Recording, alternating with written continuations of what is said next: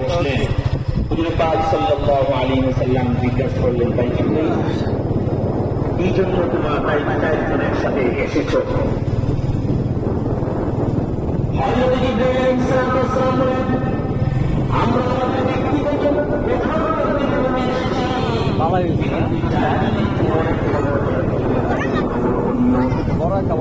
জানে না আপনার এখানে আমরা কি জন্য এসেছি, একজন আরেকজনের খবর জানে না। আমি কি বলবো আপনাকে, হ্যাঁ, মিকাইল কি বলবে, ইসরাফিল কি বলবে, আজরাইল কি বলবে, একজনের খবর আরেকজন জানি না। আমরা গল্প গুজব করতে করতে এসেছি।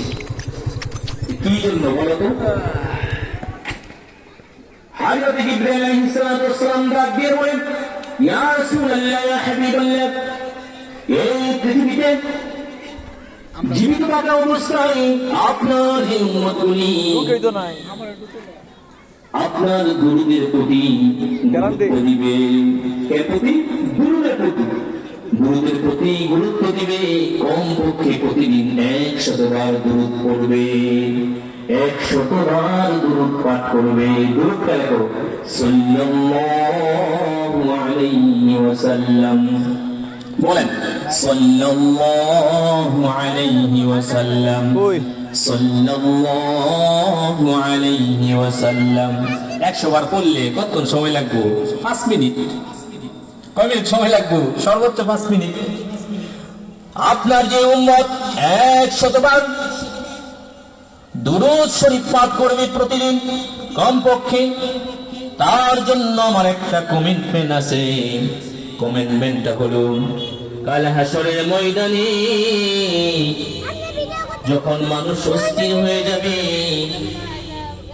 ওই ফুলসিরাতের পুলের সামনে দাঁড়িয়ে, যে ফুলসিরাতের পুল চুল থেকে চিকন হবে, হীরা হইতে দাল হবে,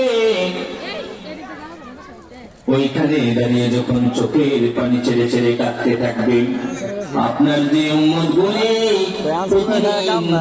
আপনার নামে দুরূদ পড়তো, তাদেরকে দেখে আমি চিনে ফেলবো, আর তাদেরকে দেখে দেখে আমার নিজ হাতে ফুলসিরাতের পুল পার করে দিব।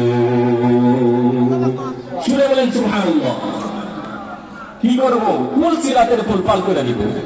আমরা গল্প গুজব করে কত সময় নষ্ট করে ফেলি। মাত্র 100 বার দুরূদ শরীফ পড়লে এত বড় ফজিলত। হযরত জিবরাইল আলাইহিস সালাম এই কথা বলে সরে পড়লেন। হযরত মিকাইল, ইয়া রাসূলুল্লাহ, ইয়া হাবিবাল্লাহ, হুজুর পাক সাল্লাল্লাহু আলাইহি ওয়াসাল্লাম জিজ্ঞাসা করলেন, ভাই মিকাইল, তোমার কোন উদ্দেশ্য? তো বুঝবো না, তুমি জানাইছো। ইয়া রাসূলুল্লাহ, ইয়া হাবিবাল্লাহ, ভাই জিবরাইল তো বললো ফুলসিরাতের পুল পার করে দিবি বিজলির আকারে। নিজে হাতে ধরে আপনার উম্মতের প্রতি আমারও একটা কমিটমেন্ট আছে। মানুষের কলিজা শুকিয়ে যাবে। আপনার যে উম্মতগুলি পৃথিবীতে থাকা অবস্থায় প্রতিদিন আপনার নামের দুরূদ পড়েছে, তাদেরকে দেখে আমি চিনে ফেলবো। তৎক্ষণাৎ ভাবে তাদেরকে আমি হাউজে কাউসারের পানি পান করায়া দিব। যে হাউজে কাউসারের পানি একবার পান করলে পরে জান্নাতে ঢোকার আগ পর্যন্ত আর পানি পিপাসা লাগবে না। এই দুরূদ এত দামি, সবচেয়ে ছোট যে দুরূদটা সেটা হলো সাল্লাল্লাহু আলাইহি ওয়াসাল্লাম। আর বড় দুরূদ হলো যেটা আমরা নামাজে পড়ি, আল্লাহুম্মা সাল্লি আলা মুহাম্মাদিন ওয়া আলা আলি মুহাম্মাদ কামা সাল্লাইতা আলা ইব্রাহিম ওয়া আলা আলি ইব্রাহিম ইন্নাকা হামিদুম মাজিদ। আল্লাহুম্মা বারিক আলা ইব্রাহিম ওয়া আলা আলি ইব্রাহিম ইন্নাকা হামিদুম মাজিদ। কয়জন গেল? 2 জন না? হযরতে জিবরাইল, 2 নম্বরে কারা? হযরতে মিকাইল। 3 নম্বরের ফেরেশতা সবচেয়ে বড় যে চাই ফেরেশতা হযরত ইসরাফিল আলাইহিস সালাম বিশ্বনবীর সামনে বসে পড়লেন। ঈশ্বর বললেন, ইসরাফিল তুমি কি জন্য এসেছ? ইসরাফিল আলাইহিস সালাম বলেন, ইয়া রাসূলুল্লাহ, ইয়া হাবিবাল্লাহ, আপনার উম্মতকে সিলসিলাতের কুল পালন করে দিবে। বিদায় পানি পান করে দিবেন। আমার একটা কমেন্ট আছে, আপনার যে উম্মতগুলি প্রতিদিন কমপক্ষে 100 বার গুণত করে। আমার একটা কমেন্ট আছে, তো বড় তোমার কমেন্টটা কি? আপনাকে মহব্বত করে, আপনার সেই প্রয়োজন করে জানো আপনার নামের দুরূদ করে প্রতিদিন কমপক্ষে 100 বার।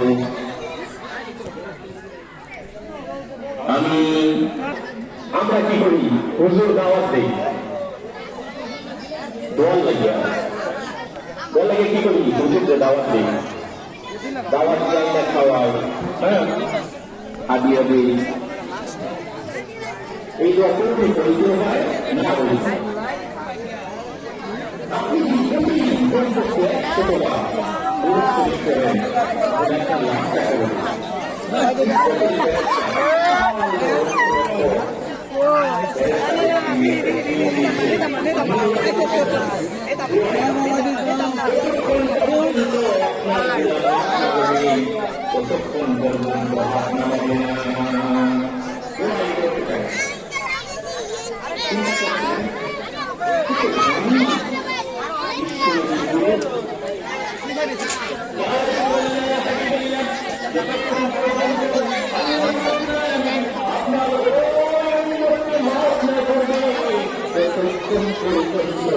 আমরা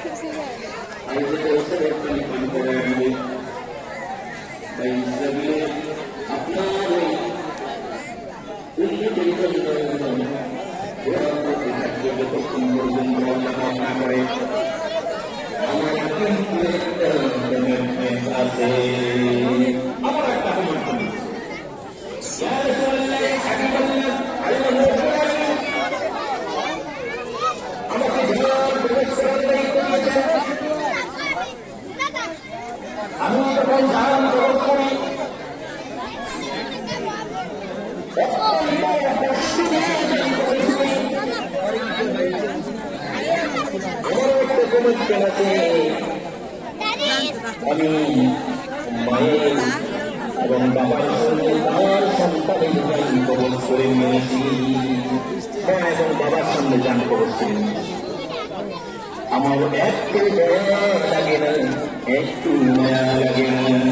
দেখবেন সন্তান যখন সুস্থ থাকে, মা এবং বাবা বলতে থাকে,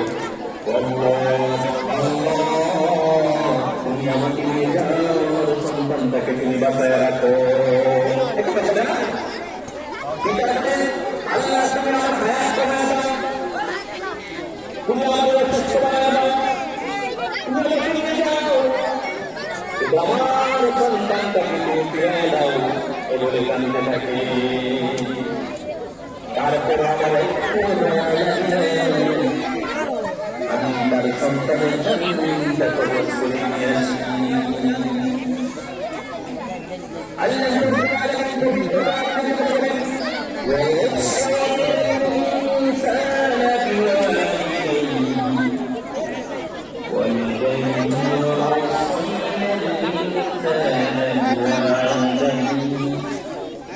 আল্লাহ রাব্বুল আলামিন বলেন,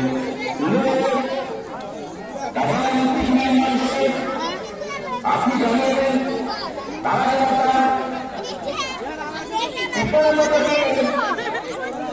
সম্মান করে ইজ্জত দিয়ে কথা বলে, সম্মান দিয়ে কথা বলে, কারণ তার মা তাকে গর্ভধারণ করেছে অত্যন্ত কষ্টের সাথে। আর পিতামাতার জন্য দোয়া শিখিয়ে দিয়েছেন।